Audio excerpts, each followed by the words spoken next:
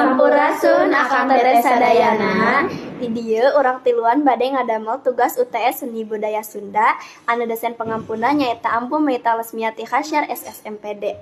Di dieu urang ngambil tema tradisi wayang golek di Jawa Barat. Kukituna tepangkeun nami abdi Nining Farida, abdi ti Prodi Pendidikan Bahasa Inggris. Kempangkeun nami abdi Alia Jara Sapinka ti Prodi Administrasi Pendidikan. Kempangkeun abdi Yolanda Dwi Apriliani ti Prodi Pendidikan Bahasa Inggris. Numutkeun kompas.com, wayang golek teh asalna ti wewengkon Pasundan, Jawa Barat. Dingaranan golek lantaran wayang teh dijieunna tina bahan kayu anu wangunna nyarupaan manusia. Boneka kayu eta disebut golek. Kukituna dingaranan wayang golek. Pangertian wayang numutkeun KBBI tahun 2008 nyaeta boneka tiruan anu dijieun tina pahatan kulit kayu sarta saterasna. Boneka ieu dipake pikeun ngagambarkeun atawa mainkeun tokoh dina pagelaran drama tradisional. Di Jawa Barat, kasenian golek teh miboga dua fungsi pagelaran, nyaeta minangka hiburan jeung upacara ritual. Pagelaran golek dilaksanakan secara tatap langsung, hartina aya patemon langsung antara dalang jeung pamirsa.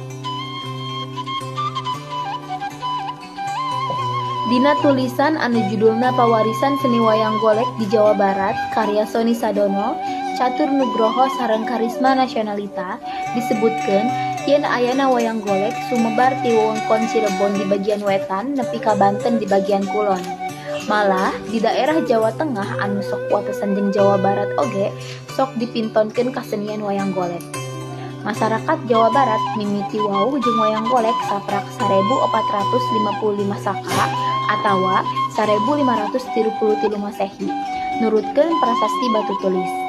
Aya pamadegan sejen anu nyarioskeun yen panyebaran wayang golek di Jawa Barat lumangsung dina mangsa pamerintahan Raden Patah di Karajaan Demak.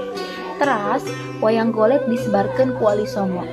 Mimitina, pagelaran wayang golek dilaksanakeun ku para priyayi atanati bangsawan Sunda, boh di lingkungan karaton, boh di kabupaten. Pagelaran wayang golek ieu diayakeun pikeun kabutuhan pribadi oge pikeun kepentingan umum. Pikeun masyarakat Jawa Barat Iwal Cirebon jeung Indramayu, kasenian ieu disebut wayang golek hungkul. Sedengkeun masyarakat Cirebon jeung Indramayu sok nyebutna wayang golek purwa. Salajengna nyaeta cerita wayang yang karuk tina kitab Ramayana jeung Mahabharata. Cerita ieu dipake beuh dina pagelaran wayang kulit beuh wayang golek. Udalang cerita-ceritana teras dimakarkeun saluyuna jeung tradisi seni pagelaran. Kiwari wayang golek leuwih kasohor minangka pagelaran rakyat. Wayang golek sok hadir dina rupa-rupa karian saparantos hajatan, hitan, pangantenan, jeung sajabana. Dina wayang golek tokoh punakawan ngawangku Semar, Cepot, Dawala, jeung Gareng.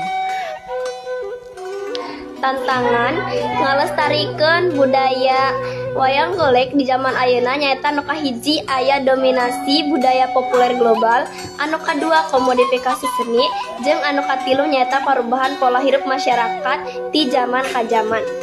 Salajengna nyaeta upaya pelestarian aya 5. Pertama nyaeta ngamanfaatkeun digitalisasi minangka wasilah promosi. Nu kadua ngembangkeun pendidikan sareng pelatihan kesenian. Nu katilu ngadigitalisasi arsip-arsip perwayangan. Nu kaopat milu ngarojong sareng ngerawuh dina pagelaran wayang. Nu kalima ngawangun kasadaran sareng sasaran reuseuh kana budaya sorangan. Hari Wayang Nasional. Saban tanggal 7 November bangsa Indonesia ngarayakeun Hari Wayang Nasional.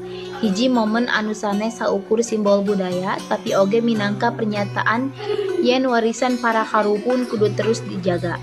Sanajan parobahan zaman terus ngageser kalayan gancang.